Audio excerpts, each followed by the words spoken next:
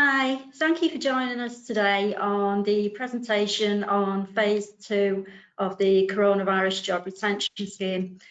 My name's Joanne Nyman. I'm the Payroll Bureau Manager here at Mitchell Charlesworth. I've probably spoken to you or met most of you over the years.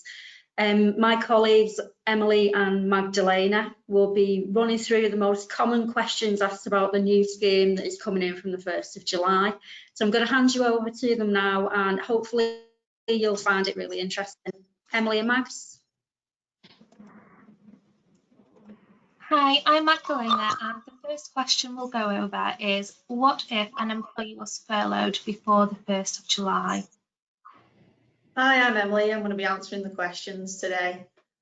So if an employee was placed on furlough prior to the 1st of July, the minimum 3-week furlough period does apply.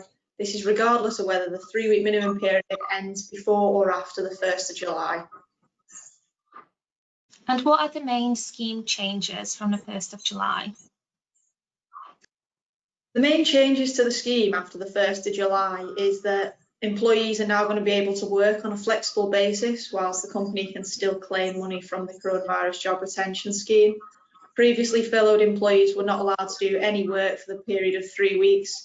However, now they are going to be able to return to work on a part-time basis that's flexible, as long as it's agreed by the employer and the employee. A lot of you have been asking, how often can claims be made going forward?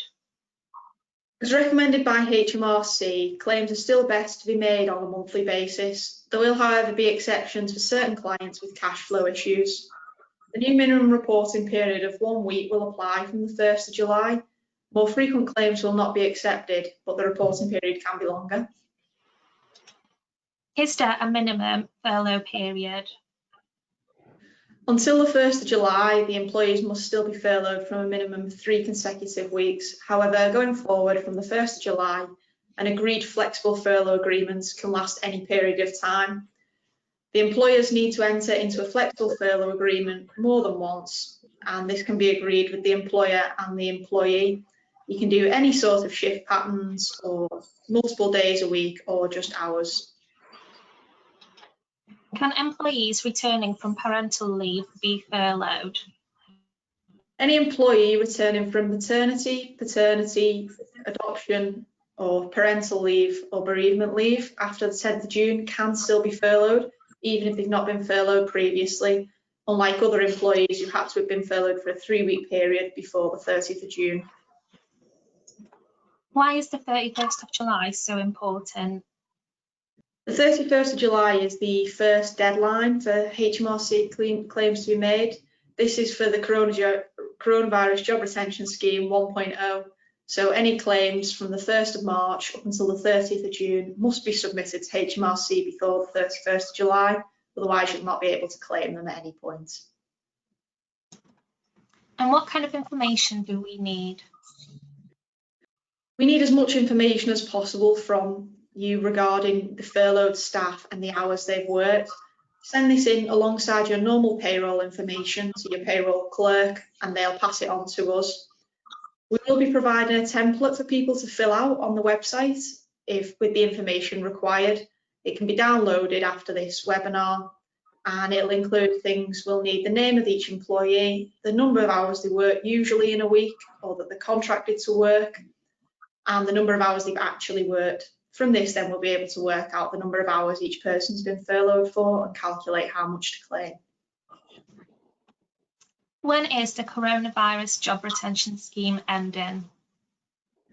The scheme's expected to end on the 31st of October 2020, and whilst HMRC haven't yet said any official guidance on when the claims will have to be put in for, they have confirmed in a webinar that final claims will be expected to be made by the 30th of November 2020.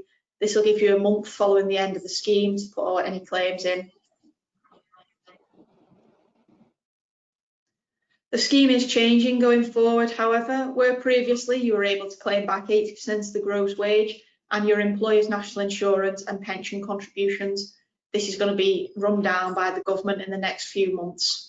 So going forward from August, you still will be able to claim 80% of the wage, but you will not be able to claim back any employer's national insurance or employer's pension contributions. And then in September, the scheme will reduce to 70% and October 60%. Okay, thank you for that, girls. Thank you. Hopefully that gave you a brief overview of the new rules of the scheme. You will have more questions, and if we can help you in any way, give us a ring, pop us an email, and we'll guide you through. Thank you. Bye.